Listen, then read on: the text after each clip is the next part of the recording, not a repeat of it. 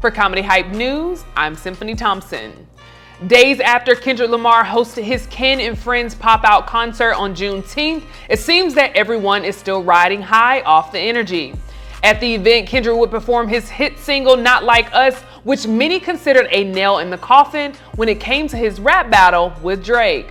The #1 song was played 5 times in a row, and the crowd in attendance gained even more energy every time it was performed.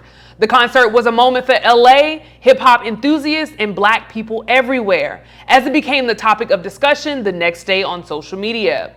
Comedian Godfrey would address the concert on social media by comparing Drake to Batman and Kendrick to Bane, stating that Kendrick has arrived to bring real hip-hop back.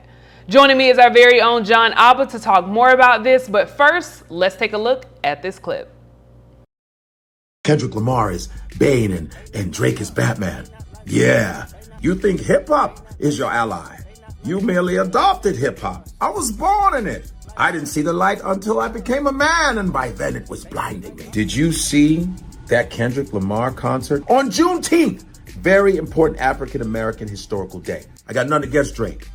Started from the bottom, now we're here. You never were at the bottom, Drake. You were a middle-class kid. You were on Degrassi, Wheelchair Jimmy. Stop it. Woo! I smell some shit going on. Is authenticity coming back? Is the pendulum finally swinging back?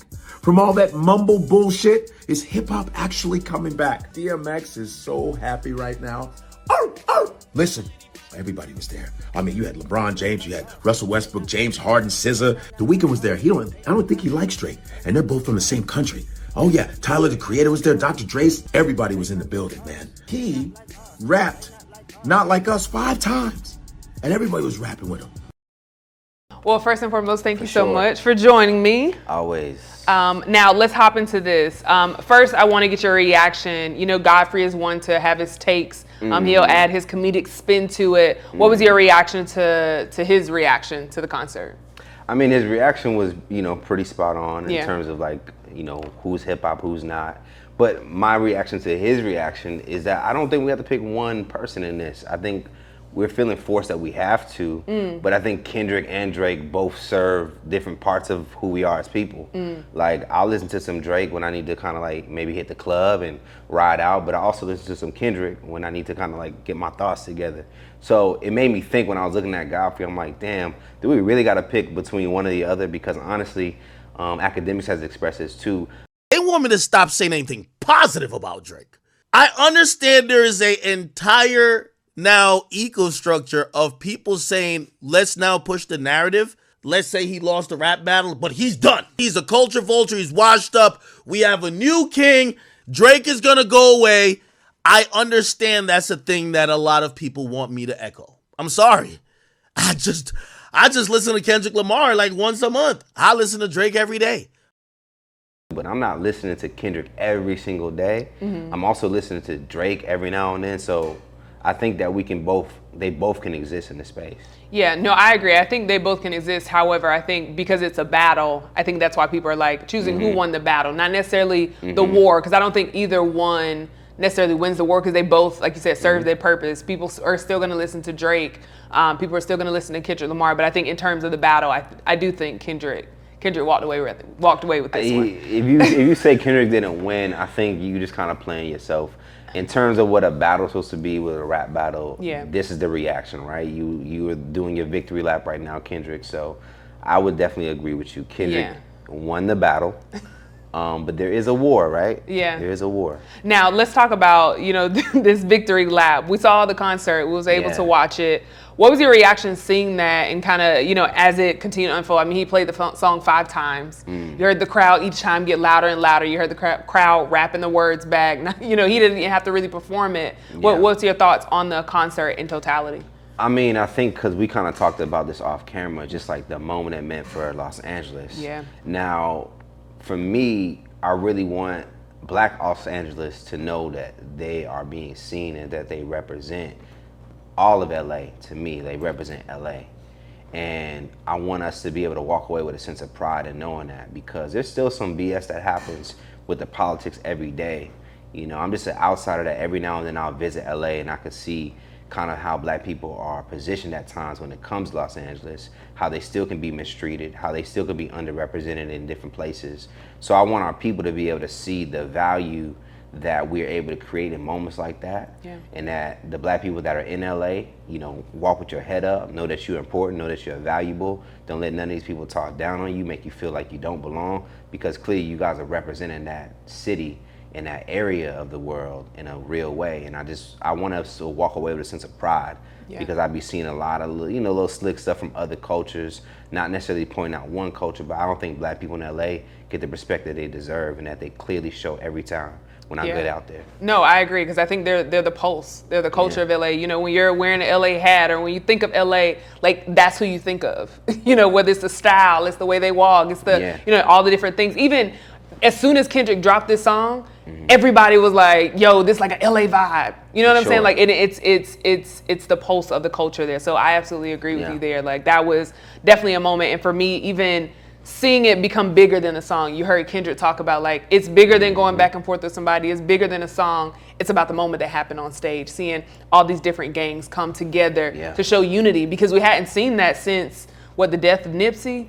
Yeah, I would say definitely since the death of Nipsey, we have not seen gangs coming together like that in a big national coverage way. Yeah. And I will say that, you know, when it came down to what we saw on stage, that to me it was needed for LA.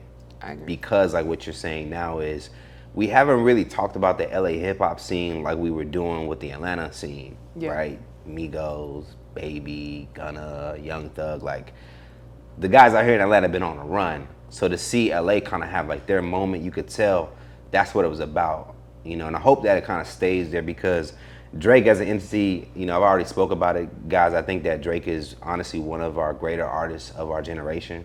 I don't want to take that away from him as far as the artist. Don't know him as side of the man, but I don't want it to make it to where it's like it's a downfall of somebody, because I think sometimes we love seeing that too. We love seeing, you know, the king get his head cut off.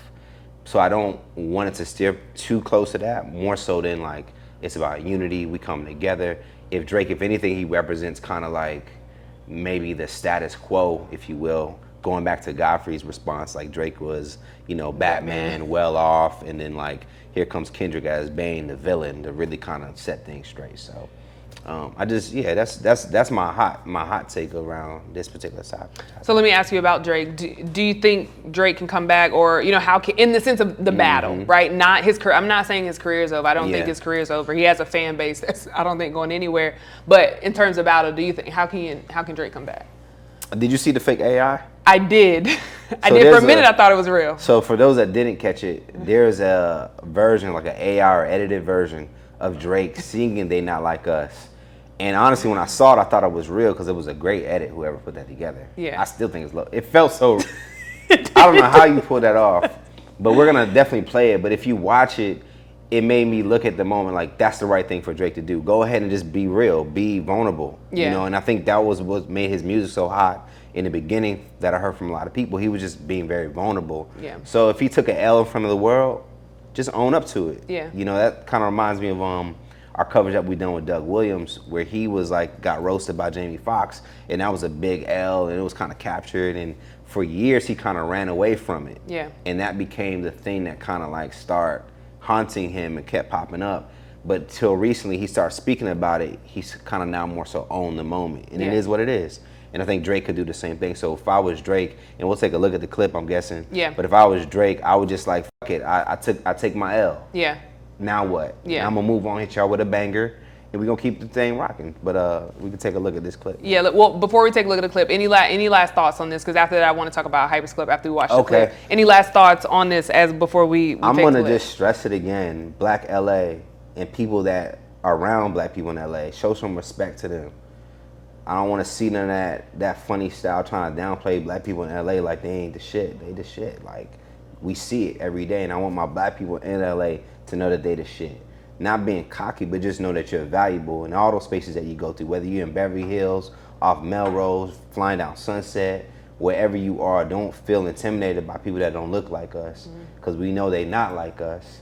but they need to respect us. And that's how I'm gonna end it. That's good. Yeah, no, my last thoughts, I would say, I do hope Kendrick takes this moment, because I feel like Nipsey, unfortunately, it took the death of him to kind of see that, but I hope Kendrick carries this momentum and we continue to see that unity. For sure. But let's take a look at this AI Drake, which I think we can actually play the song. What is your thoughts, though? I mean, what do you think Drake could do in this? Honestly, when I did see this clip that we're about to look at, I was like, yo, that was the move. That was dope of him. That would be the move, because it's like, I think he tried to hit you with the song with Sexy Red, and it didn't do too well. I didn't listen to it, but it's just like trying, like you can't come back, and you got to know that, like in the terms of battle wise. So just lean into it and be like, you know what? I would have been in there like dancing and everything. Exactly. Because I definitely, because I was like, that was cool of Drake. Was what I said to myself. Okay, this is cool of him to just go ahead and address it, acknowledge it, give Kendrick his props for the song, and then it is what it is. It can't be used against you now once you kind of like address it. Yeah, I don't think pride works that way, but let's take a look at this clip really quick, and we'll be back right after this.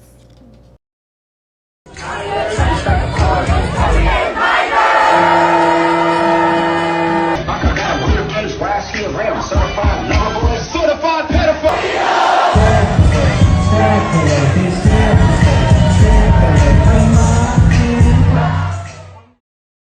Sometimes you gotta pop out and show them. I think that don't line. Don't let me start sleepwalking. Please don't. LA, like, look, I don't want no problems when I get out there. Correct. Be very clear. No, sir, we are not. But no, I think, I don't know. I guess we'll kind of see how things unfold. But yeah, no, this is definitely the nail on the coffin. I hope this, continues to grow into something. Drake is gonna be all right. He is. He keeps, teasing the summer. I'm sure he'll drop something, because my whole thought was if he just leaned into it of like, I was saying this in the studio, like, oh, they want to see my downfall. Kind of more so the people that's kind of chanting this. Yeah. Who can't relate to like the good comeback story at this point? Who can't relate to like, the guy that like lost it all and then he's like gonna find his way back? That's a dope story. I don't think he has to run from it. He just got to be honest, but don't play like you don't see what's going on. Cause that's when that becomes delusional and becomes corny. Yeah. We're gonna acknowledge Kendrick's victory on this. Because if you would have done it, Drake, we would have gave you your props. Correct. Would have gave you your love. That's what happened with Meek Mill. When you hit him with back to back, the culture gave you that. Yeah. And Meek was supposed to be a street rapper, and you was able to overcome that. So let's give Kendrick his nod. Yeah. But we're gonna keep it pushing. It doesn't have to be, like I said at the top of this, the end of Drake. Absolutely. Now, before I let you head out, today's Monday, which is Hypers Monday. So we talk all things Hypers Club and what's going on. What is the latest updates that everybody can look out for? The newest thing is co-working at the clubhouse. Yes. And that's been cool. Like, on this journey, guys, we've done so many different things, but it's very, very exciting, and it feels very, very great to be able to share the things that we've been accumulating. So one is our clubhouse in Atlanta, the Hyper Clubhouse. If you go to hypersclub.com, you'll be able to see a little bit of the vibe that takes place in there. And with this membership that you have access to with a creator member, you're able to get co-working, you're able to get monthly headshots. We're all about servicing. That's my spirit anyway. Yeah. I'm always wanting to give back. If you guys don't know, HYPE stands for helping your people elevate. So this is something that's always been embedded about our platform as a company. This is stuff that we wish we could turn into a business and make money. Now this is one way for us to get closer to there by offering these memberships. So if you're looking for a place to co-work in Atlanta, we have that ability now. If you get your creator pass at hypersclub.com from 12 p.m. to 6 p.m. Monday through Friday, you have a place to come here. You also are able to see us film. So I'm excited about that because the community that we're building here in Atlanta is going to be A1, and we're going to do some cool things.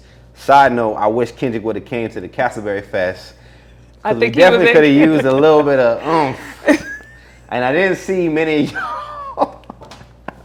But Kendrick, let me know. I'd love to have you at next year's Castleberry Fest. But that was dope. Shout out to all of our partners that teamed up with us, that came to give Castleberry, the neighborhood, and an ability to show that we can mobilize together. Yeah.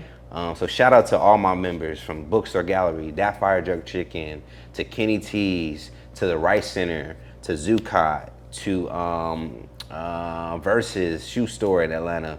shout out to all those people that came and say, you know what, I'm gonna give it a try. So next year when we get the next date, we're gonna do it again, and hopefully we will have, I'm thinking a live performance would have brought some people out a bit more to really kind of like, oh, this is dope. Yeah, absolutely. Well, I definitely look forward to it. And as always, thank you for chiming in on this topic with me. But you heard from us. Now we want to hear from you in the comments below. What are your thoughts on Godfrey declaring Kendrick as the winner in his beef with Drake? For Comedy Hype News, I'm Symphony Thompson.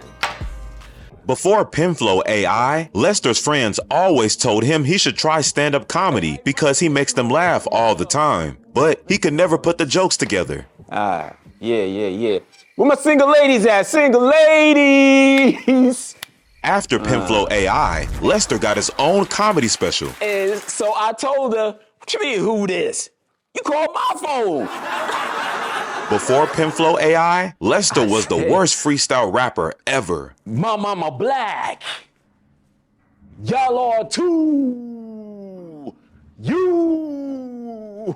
After Penflow AI, Lester became a top 5 battle rapper of all time. Yo, check it. Step to me, you get obliterated. Your weak lines make me yawn. You're outdated. My rhymes hit harder than a brick. I'm elevated.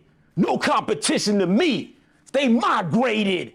Before Penflow AI, Lester never knew how to speak to his crush. Yeah, there was something I wanted to tell you. Yeah, you was smelling different last night. Oh, no, I ain't mean it like that. No, it was not even like that. Nah. After Penflow AI, Lester was never at a loss for words. Yeah, last night, you was smelling like we should have just left in the same car. With Penflow AI, you're never at a loss for words. It's the friend you've always needed.